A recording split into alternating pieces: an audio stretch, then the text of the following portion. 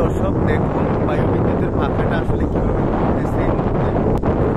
হ্যাঁ, এটা ঘূর্ণয়নের মাধ্যমে কিন্তু হচ্ছে এখানে আপনার বিদ্যুৎটা উৎপন্ন হচ্ছে।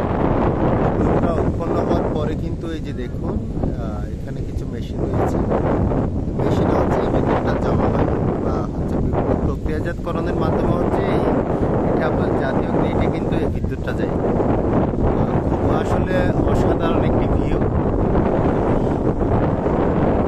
জানি না যে আপনারা এটা কতটা দেখতেছেন, কিন্তু ভিউটা খুবই অস্থির ছিল।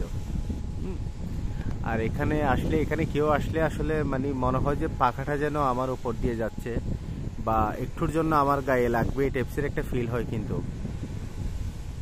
খুবই আসলে মন মাথানো একটা দৃশ্য। আমি জানি না আপনাদের ওইদিকে এসব আছে কিনা, কিন্তু আমাদের এই কক্সবাজারের জন্য কিন্তু এই বিষয়টা একদম নতুন। তো দেখুন পাশের যে ভিউটা আছে, এই যে দেখুন কতটা সুন্দর, মনোরম, মনোমুগ্ধকর। যে এসব হচ্ছে আপনার লবণের ঘের বা লবণের মাঠ। তো আর আরেকটু যদি সামনে দেখাই তাহলে ওই পাশে দেখতেছেন হচ্ছে আরো অনেক পাখা আছে। দেখুন চতুর্পাশে আছে হচ্ছে লবণের মাঠ। আর ঠিক যদি সামনের দিকে দেখাই, সোপরলন্ডি ব্রিজটা হচ্ছে ঠিক এইদিকে। হ্যাঁ, আর হচ্ছে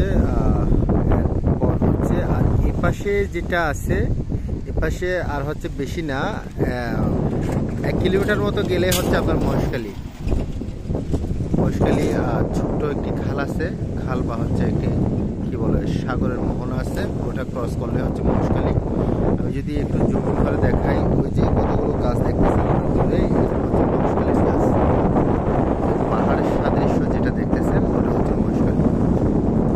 আসলে খুবই অ্যাট্রাকটিভ একটা ভিউ। তো সবাই ভালো থাকুন, ইনশাল্লাহ চেষ্টা করব পরবর্তীতে আরও কিছু দেখানোর জন্য। তো সকলের প্রতি অনেক অনেক দোয়া, ভালোবাসা ও শুভকামনা রইল। ভালো থাকবেন সবাই, আল্লাহ হাফেজ।